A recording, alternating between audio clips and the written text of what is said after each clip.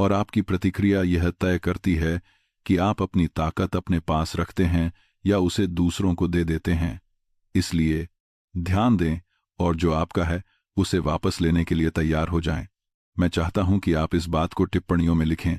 मैं सम्मान की मांग करता हूं। चलिए शुरू करते हैं। पहला, झूठ को स्वीकार करना।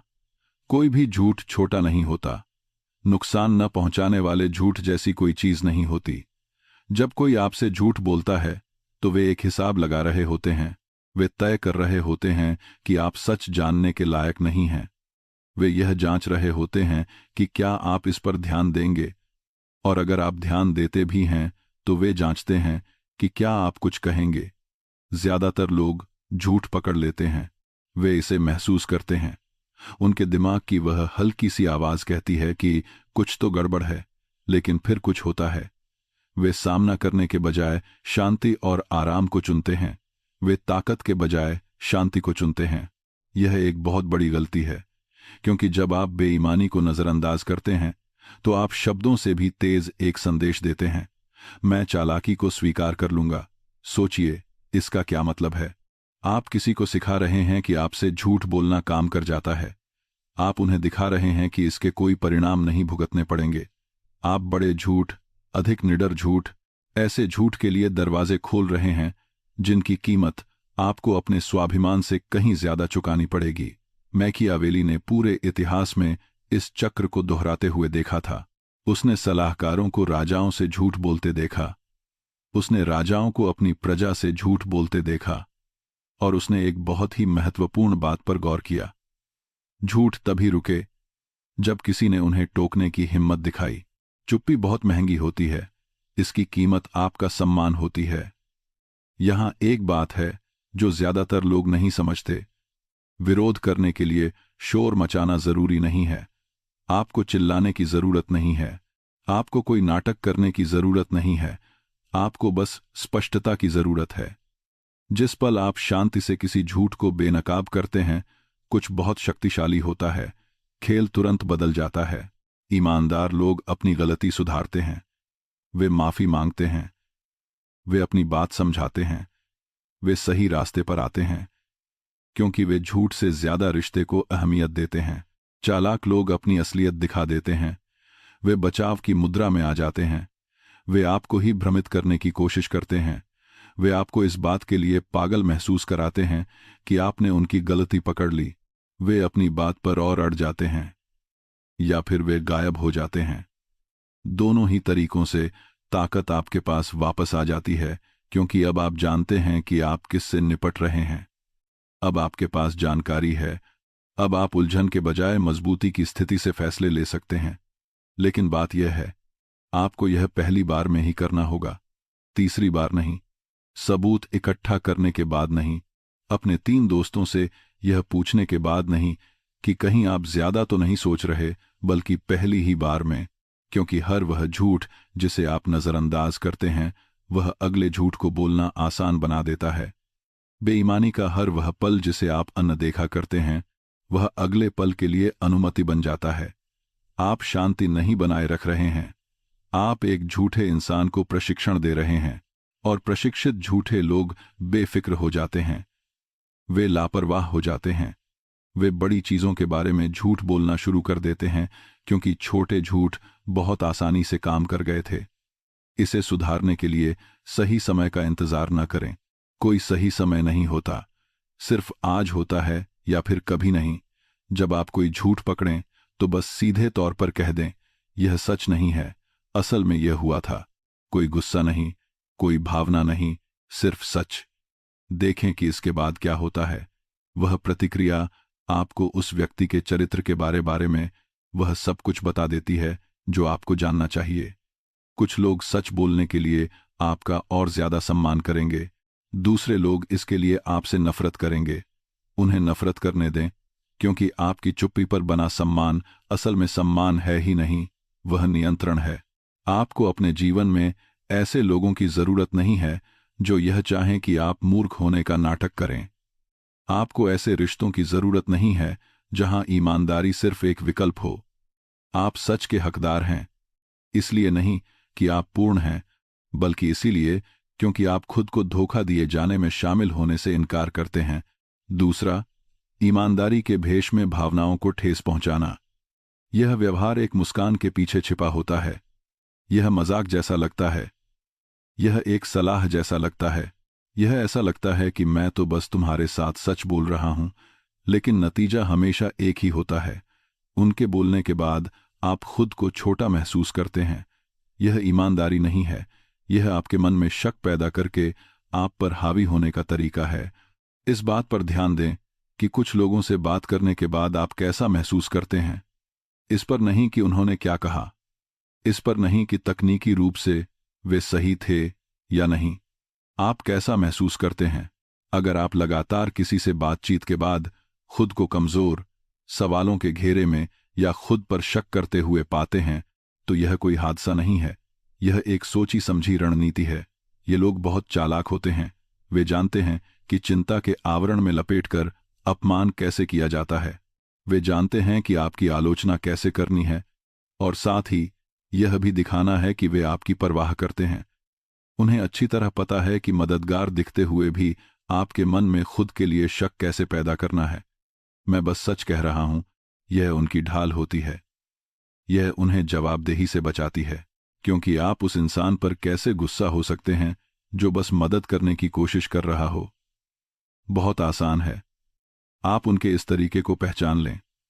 मैकियावेली ने सदियों पहले इसी रणनीति के खिलाफ चेतावनी दी थी।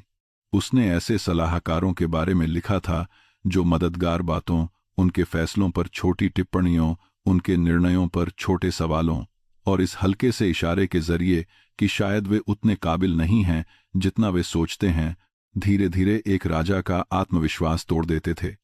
चुपचाप आत्मविश्वास तोड़ दो और नियंत्रण करना आसान हो जाता है। यही आपके साथ हो रहा है। कोई धीरे धीरे आपके आत्मविश्वास को तोड़ रहा है, और वे ऐसा इस तरह कर रहे हैं कि आपको लगता है कि आप अति संवेदनशील दिखे बिना इसकी शिकायत भी नहीं कर सकते। असली ईमानदारी और भावनात्मक चालाकी के बीच यही अंतर है। असली ईमानदारी सच बोलते हुए भी आपको मजबूत बनाती है। यह कहती है कि मैंने यह देखा है और मुझे लगता है कि तुम इस तरह सुधार कर सकते हो। यह समाधान देती है। यह सच्चे समर्थन की भावना से आती है। भावनात्मक रूप से नीचा दिखाना सच्चाई के पीछे छिपकर आपको अंदर से तोड़ देता है। वे कहते हैं कि मैं तो बस वही कह रहा हूं जो सब सोच रहे हैं, या फिर बुरा मत मानो, मैं तो बस तुम्हारी मदद करने की कोशिश कर रहा हूं। वे बिना किसी समाधान के बस आलोचना करते हैं। वे आप पर नियंत्रण पाने की नीयत से आते हैं। आप इस अंतर को महसूस कर सकते हैं। आपकी अंतरात्मा यह जानती है, जब कोई आपको सच्ची प्रतिक्रिया देता है, भले ही वह चुभे, आप प्रेरित महसूस करते हैं। आपको लगता है कि वे आपकी क्षमता को देख रहे हैं। आप एक अच्छे तरीके से चुनौती महसूस करते हैं। जब कोई भावनात्मक रूप से आपको नीचा दिखाता है, तो आप हताश महसूस करते हैं। आपको लगता है कि आप पर हमला हुआ है। आपको लगता है कि आपको अपना बचाव करना होगा या उन्हें सहज करने के लिए खुद को छोटा करना होगा। ऐसी भाषा कभी बर्दाश्त न करें जो आपके खुद पर विश्वास को कम करे। जिस पल आप इस तरीके को पहचान लें, आपके पास दो विकल्प होते हैं। एक चेतावनी, बस इतना ही। आप उन्हें किनारे ले जाएं और साफ शब्दों में कहें कि आपको मुझसे सम्मान के साथ बात करनी होगी। अगर आपको कुछ सुझाव देना है तो उसे सकारात्मक तरीके से दें। अगर आप ऐसा नहीं कर सकते तो हमारी बात यहीं खत्म होती है। कुछ लोग समझ जाएंगे। उन्हें एहसास ही नहीं था कि उनकी बातें कैसी लग रही थीं। वे माफी मांगेंगे और अपना तरीका बदल लेंगे। कुछ अन्य लोग बचाव करने लगेंगे। वे कहेंगे कि तुम बहुत ज्यादा भावुक हो। वे कहेंगे कि तुम सच का सामना नहीं कर सकते।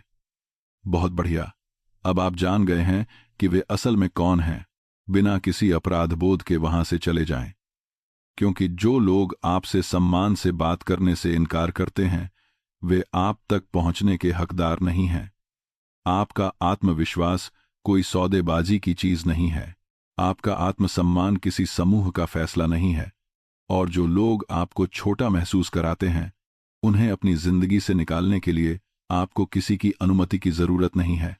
इस बात को टिप्पणियों में लिखें।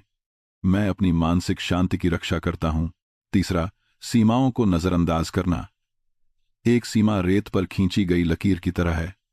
जब कोई इसे पार करता है तो वे किसी उलझन में नहीं होते, उनसे कोई गलती नहीं हो रही होती है, वे भूले नहीं हैं, वे आपकी परीक्षा ले रहे हैं। सीमाएं बहुत दिलचस्प होती हैं क्योंकि वे यह बता देती हैं कि लोग असल में कौन हैं। बातें बनाना बहुत आसान है, कोई भी कह सकता है कि वे आपका सम्मान करते हैं, लेकिन सीमाएं सच्चाई दिखाती हैं। जब आप एक सीमा तय करते हैं तो आप एक घोषणा कर रहे होते हैं, यह वह है जिसे मैं स्वीकार करूंगा, मेरी हदें यहीं तक हैं, यह वह लकीर है जिसे आपको पार नहीं करना है। और फिर आप इंतजार करते हैं, आप देखते हैं कि वे उस बात के साथ क्या करते हैं। कुछ लोग तुरंत इसका सम्मान करते हैं, हो सकता है कि उन्हें यह पसंद ना आए, हो सकता है वे चाहते हों कि आपकी सीमाएं कुछ अलग हों, लेकिन वे इसका सम्मान करते हैं क्योंकि वे आपका सम्मान करते हैं। दूसरे लोग इसकी जांच ऐसे करते हैं जैसे कोई बच्चा अपने माता पिता की परीक्षा ले रहा हो। वे इसे थोड़ा सा धकेलते हैं, वे इसे गलती से पार करने का नाटक करते हैं, वे ऐसा बर्ताव करते हैं जैसे वे भूल गए हों, वे बहाने बनाते हैं। अगर कुछ नहीं होता तो संदेश बिल्कुल साफ हो जाता है, आपके नियम मानना जरूरी नहीं है, और जो नियम ऐच्छिक होते हैं वे असल में नियम होते ही नहीं हैं, वे सिर्फ सुझाव होते हैं, प्राथमिकताएं होती हैं, ऐसी चीजें जिन्हें लोग तब मानते हैं जब उन्हें सुविधा होती है और असुविधा होने पर अनदेखा कर देते हैं। मैकियावेली ने कहा था कि बिना सजा के कानून बेकार हैं। सीमाओं के लिए भी यही सच है। आप 1000 सीमाएं तय कर सकते हैं, आप उन्हें बहुत अच्छी तरह से बता सकते हैं, आप उन्हें स्पष्टता और दयालुता के साथ समझा सकते हैं, लेकिन अगर आप उन्हें लागू नहीं करते तो उनका कोई मतलब नहीं है। सीमाओं को लागू करना कुछ ऐसा होता है, एक चेतावनी आपके अधिकार को स्थापित करती है। आप सीमा को पार होते देखते हैं और आप तुरंत उस पर बात करते हैं, गुस्से से नहीं, भावनाओं से नहीं, बल्कि स्पष्टता के साथ।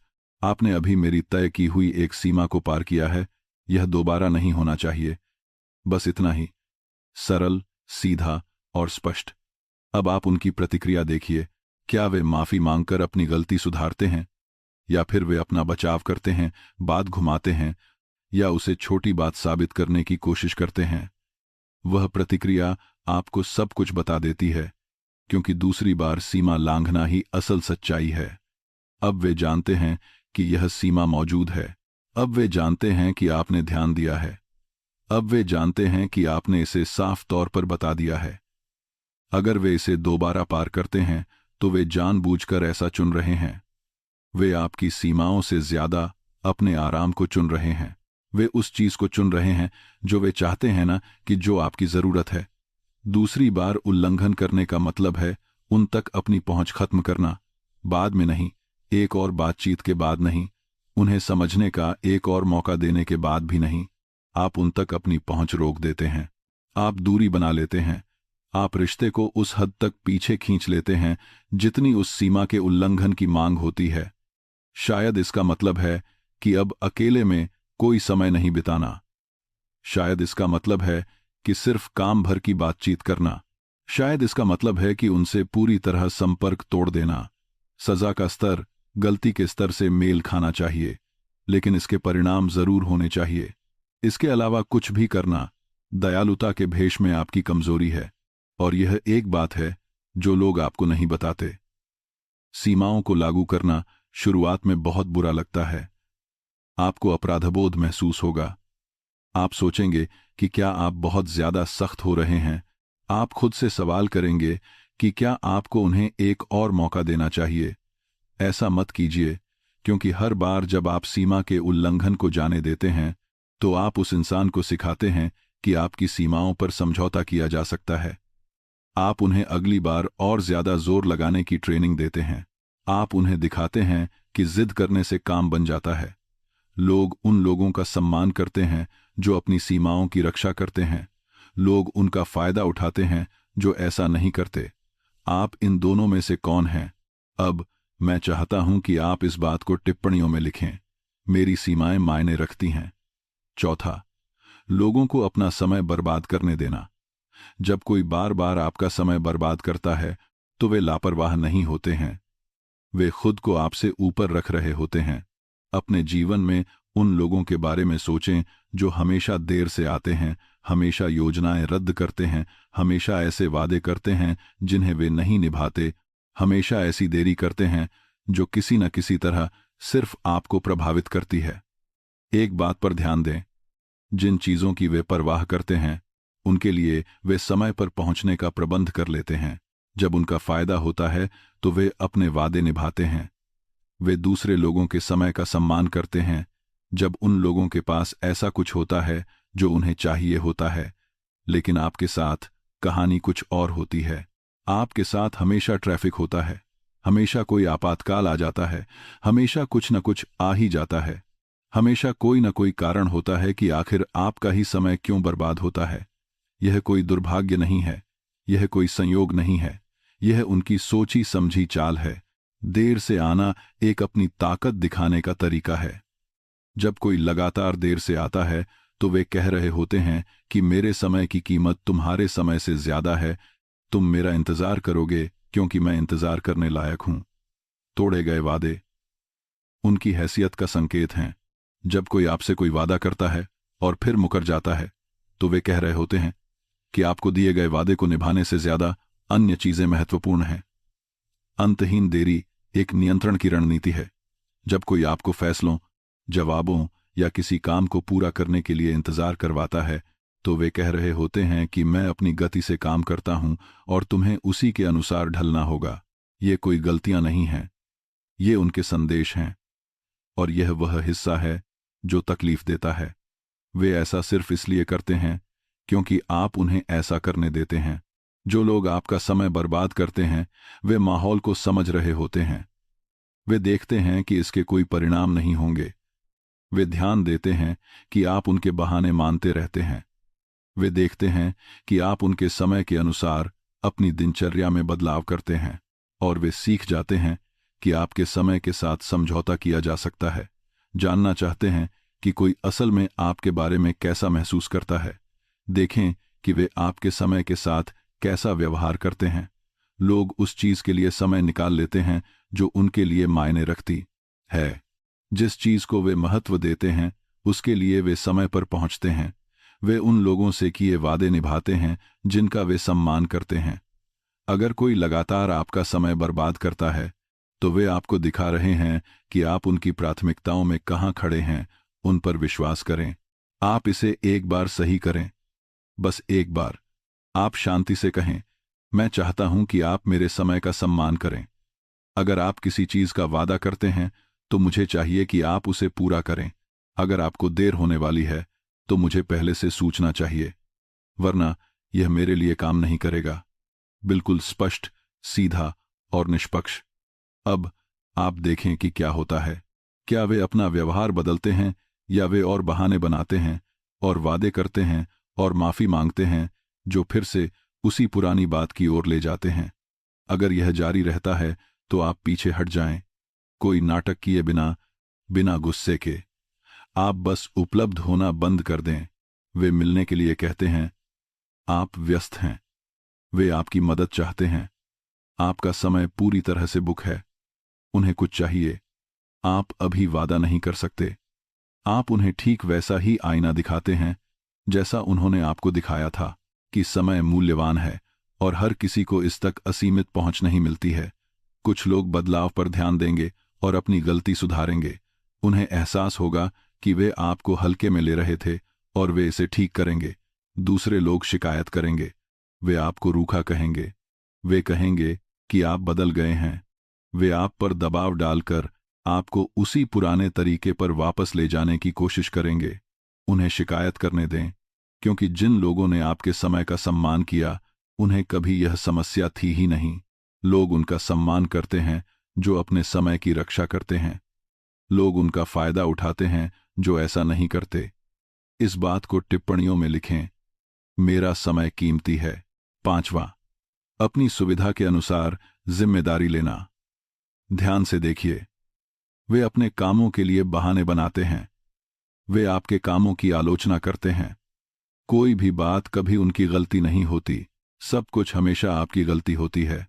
यह असंतुलन कोई हादसा नहीं है, यह एक रणनीति है। अपनी सुविधा के अनुसार जिम्मेदारी लेना उन सबसे नुकसानदेह तरीकों में से एक है जिसे आप अपने जीवन में अनुमति दे सकते हैं। यह रिश्तों, दोस्तों, काम की जगहों और परिवार के समीकरणों में दिखाई देता है। यह इस तरह काम करता है, जब वे कोई गलती करते हैं तो उसके पीछे कारण होते हैं, उसके पीछे एक संदर्भ होता है। ऐसी परिस्थितियां होती हैं जो उनके नियंत्रण से बाहर होती हैं। वे तनाव में थे, वे व्यस्त थे, वे किसी परेशानी से गुजर रहे थे। आपको यह समझने की जरूरत होती है कि वे किस स्थिति में थे। जब आप कोई गलती करते हैं तो कोई बहाने नहीं होते, कोई संदर्भ नहीं होता, कोई भी परिस्थिति मायने नहीं रखती। आपको बेहतर पता होना चाहिए था, आपको और ज्यादा कोशिश करनी चाहिए थी, आपको अधिक जागरूक होना चाहिए था।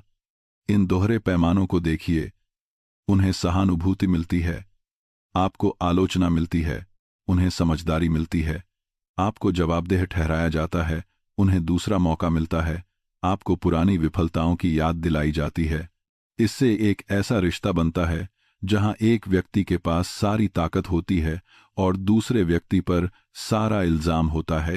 वे आपको यह सोचने पर मजबूर करते हैं कि शायद आप बहुत ज्यादा भावुक हैं, बहुत ज्यादा मांग करने वाले हैं, बहुत ज्यादा मीन मेख निकालने वाले हैं। आप ऐसे नहीं हैं।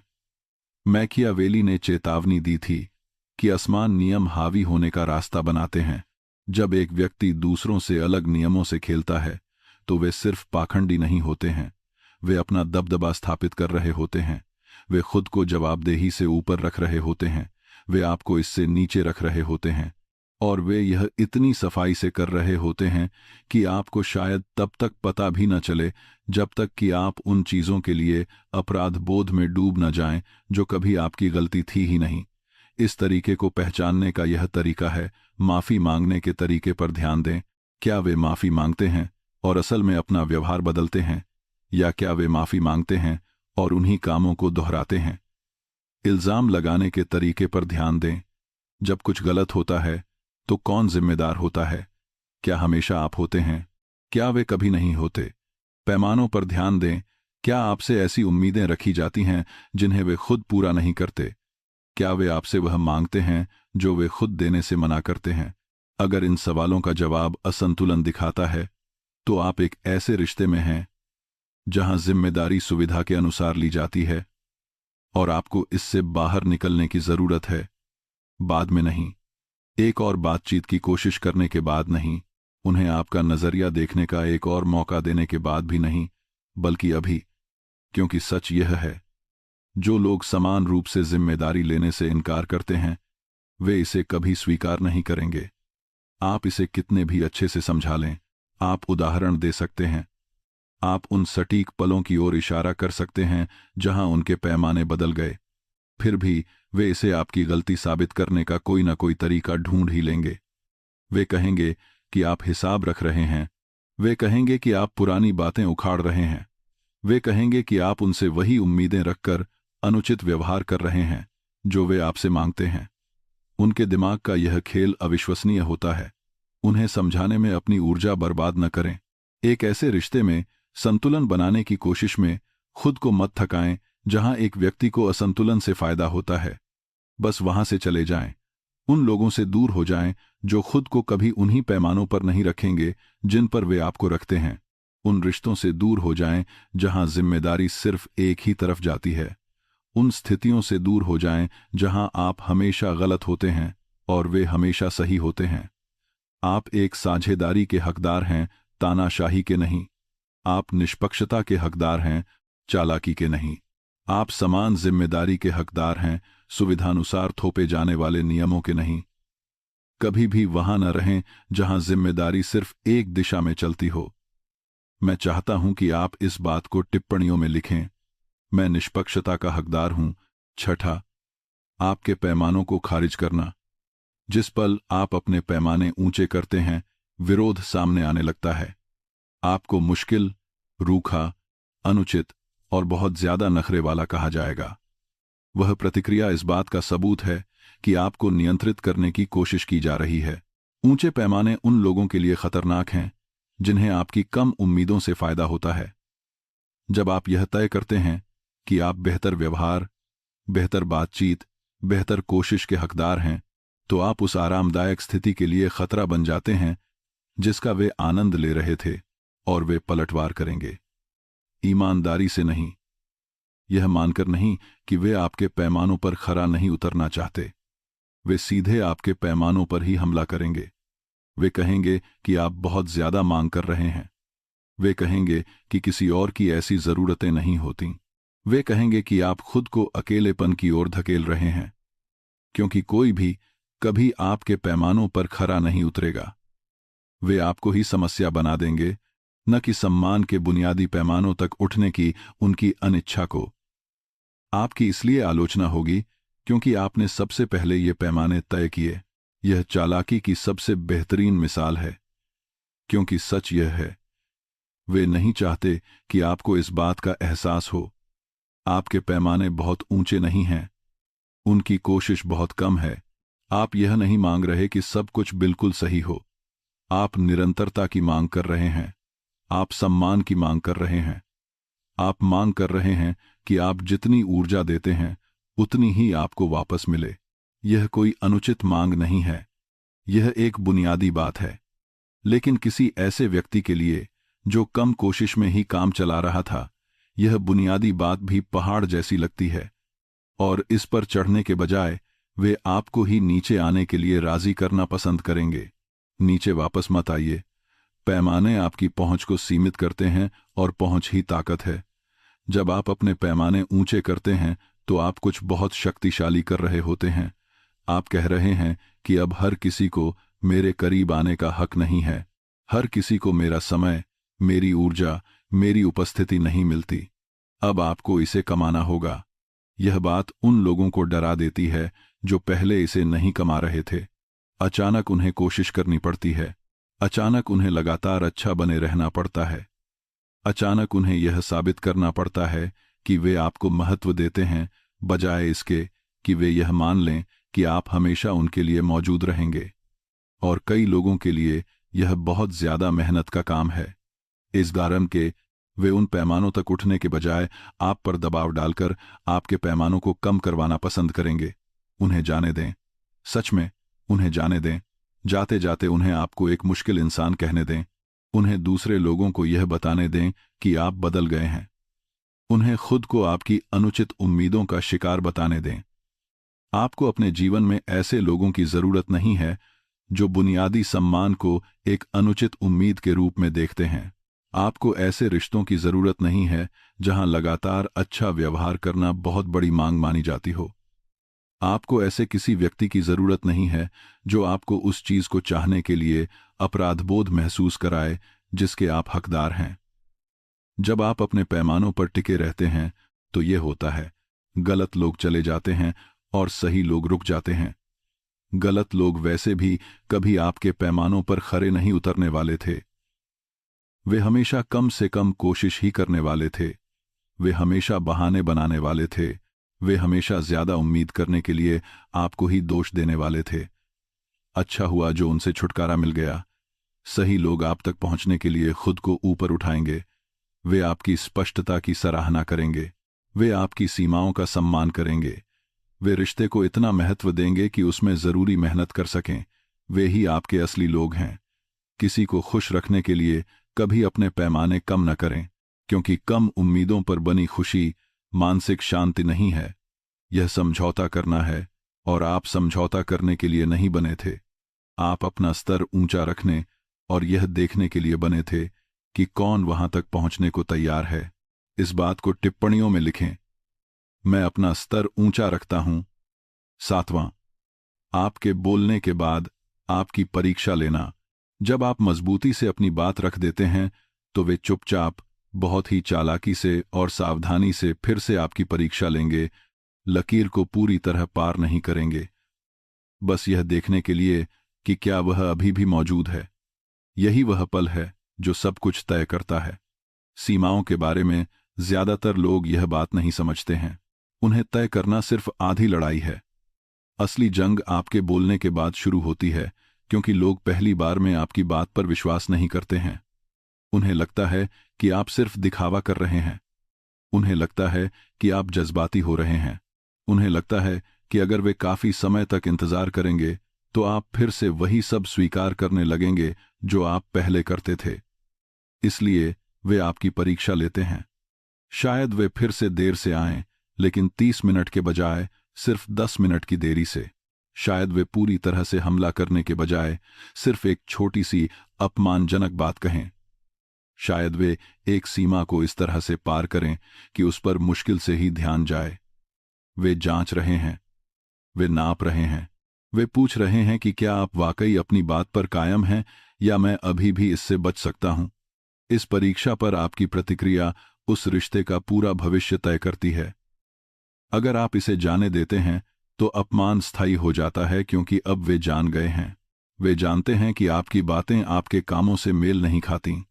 वे जानते हैं कि आप सीमाओं के बारे में बात तो करेंगे, लेकिन उन्हें लागू नहीं करेंगे। वे जानते हैं कि आप बोलेंगे तो सही, लेकिन अंत में पीछे हट जाएंगे। और एक बार जब वे यह जान जाते हैं तो वे आप पर हावी हो जाते हैं। वे अगली बार और आगे बढ़ेंगे। वे और बड़ी सीमाएं लांघेंगे।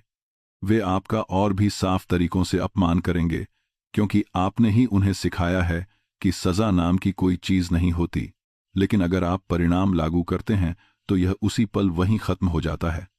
वे देर से आकर आपकी परीक्षा लेते हैं। आप वहां से चले जाते हैं। आप इंतजार नहीं करते। आप उन्हें सिर्फ एक बार की छूट भी नहीं देते। आप चले जाते हैं और उन्हें बता देते हैं कि क्यों। वे एक अपमानजनक टिप्पणी के साथ आपकी परीक्षा लेते हैं। आप तुरंत उस पर बात करते हैं, हमने इस बारे में बात की थी। आप मुझसे सम्मान से बात करने के लिए राजी हुए थे। आपने अभी जो कहा वह सम्मानजनक नहीं था। हमारी बात यहीं खत्म होती है। वे एक सीमा को नजरअंदाज करके आपकी परीक्षा लेते हैं। आप उन तक अपनी पहुंच वापस ले लेते हैं। किसी सफाई की जरूरत नहीं है, कोई दूसरी चेतावनी नहीं, बस एक दूरी। यह क्रूरता नहीं है, यह स्पष्टता है, क्योंकि ताकत की घोषणा नहीं की जाती, उसे दिखाया जाता है। आप दिन भर लोगों को बता सकते हैं कि आप क्या स्वीकार करेंगे और क्या नहीं। आप थकने तक सीमाएं तय कर सकते हैं। आप अपनी जरूरतों को बिल्कुल सटीकता के साथ बता सकते हैं। इनमें से किसी भी बात का कोई मतलब नहीं है जब तक कि आप उन्हें यह न दिखा दें कि आप सच कह रहे थे। कर्म ही वह एकमात्र भाषा जिसे चालाक लोग समझते हैं। उनके लिए शब्द सिर्फ शोर हैं, वादे सिर्फ आवाजें हैं, सीमाएं सिर्फ सुझाव हैं, लेकिन परिणाम असली होते हैं।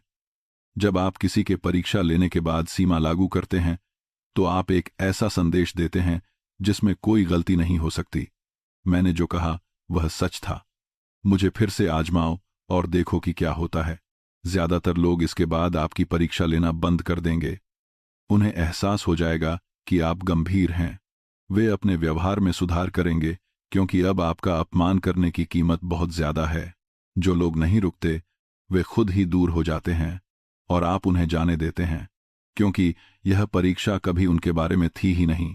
यह आपके बारे में थी। यह इस बारे में थी कि क्या आप खुद को इतना महत्व देते हैं कि जिस बात को आपने जरूरी बताया था उसकी रक्षा कर सकें। क्या आप करते हैं? यहां वह सच है जिससे ज्यादातर लोग बचते हैं। अपमान आप पर थोपा नहीं जाता है, इसकी अनुमति दी जाती है। हर एक व्यवहार जिसके बारे में हमने आज बात की आपके जीवन में मौजूद है, क्योंकि किसी न किसी बिंदु पर आपने इसकी अनुमति दी थी। आप तब चुप रहे जब आपको बोलना चाहिए था। आपने तब माफ कर दिया जब आपको वहां से चले जाना चाहिए था। आपने तब मौके दिए जब आपको दूरी बनानी चाहिए थी। मैं आपको बुरा महसूस कराने के लिए ऐसा नहीं कह रहा हूं। जब थी काम कराना चाहिए। मैं आपको ताकत देने के लिए यह कह रहा हूं, क्योंकि अगर आपने इसे अनुमति दी है तो आप इसे खत्म भी कर सकते हैं। आपको बहस करने की जरूरत नहीं है। आपको किसी की सहमति की जरूरत नहीं है। आपको उन लोगों को सफाई देने की जरूरत नहीं है जिन्होंने पहले ही आपका सम्मान न करने का फैसला कर लिया है। आपको बस कदम उठाना है। अपने समय की रक्षा ऐसे करें जैसे कि यह आपके पास सबसे मूल्यवान चीज हो, क्योंकि यह है अपनी सीमाओं को ऐसे लागू करें जैसे कि आपकी मानसिक शांति इसी पर निर्भर करती है, क्योंकि वह करती है। उन लोगों तक अपनी पहुंच बिना किसी संकोच के वापस ले लें जो बार बार यह साबित करते हैं कि वे इसके लायक नहीं हैं। जो खुद को ढाल लेते हैं वे आपके करीब रहने के हकदार हैं। जो विरोध करते हैं वे खुद ही दूर हो जाते हैं। और यह कोई क्रूरता नहीं है, यह मैकियावेली है। यह उस बात को समझना है कि ताकत उस चीज से आती है जिसे आप सहने से इनकार करते हैं, उससे नहीं जिसे आप स्वीकार करते हैं। यह दयालुता और कमजोरी के बीच का अंतर जानना है। यह खुद को चुनना है जब बाकी सभी खुद को चुन रहे हों। देखिए, अगर इस वीडियो ने आपको पहली बार कुछ स्पष्ट रूप से देखने में मदद की है तो लाइक बटन दबाएं। इसे किसी ऐसे व्यक्ति के साथ साझा करें जिसे यह सुनने की जरूरत है, और इस चैनल को सब्सक्राइब करें, क्योंकि हमने तो बस शुरुआत की है। ऐसे और भी कड़वे सच सामने आने वाले हैं, और भी चालाकियों का पर्दाफाश होना है, और भी ताकत वापस लेनी है। लेकिन यह तभी होगा जब आप वो इंसान बनना छोड़ दें जो सब कुछ सहता है, और वो इंसान बनना शुरू करें जो सब कुछ नियंत्रित करता है। फैसला आपका है। इसे सार्थक बनाएं। इस आखिरी बात को टिप्पणियों में लिखें। मैं ताकत को चुनता हूं। अच्छे लोगों के साथ बुरा व्यवहार सिर्फ एक कारण से होता है। वे इसकी अनुमति देते हैं। वे चुप रहते हैं। वे माफ कर देते हैं। वे खुद से कहते हैं कि यह बहस के लायक नहीं है। और हर बार जब वे ऐसा करते हैं वे अपनी ताकत खो देते हैं। मैं पहले मानता था कि अच्छा होने का मतलब सब कुछ सह लेना है। मैं गलत था। असल में मैं लोगों को यह सिखा रहा था कि वे मेरे साथ किस हद तक जा सकते हैं। देखिए, ज्यादातर लोग इस बात को नहीं समझते। उन्हें लगता है कि अपमान बस हो जाता है, खराब मौसम की तरह, दुर्घटनाओं की तरह, कुछ ऐसा जो उनके नियंत्रण से बाहर है। लेकिन ऐसा नहीं होता। अपमान अनुमति पर आधारित होता है। हर बार जब आप चुप रहते हैं आप अनुमति देते हैं।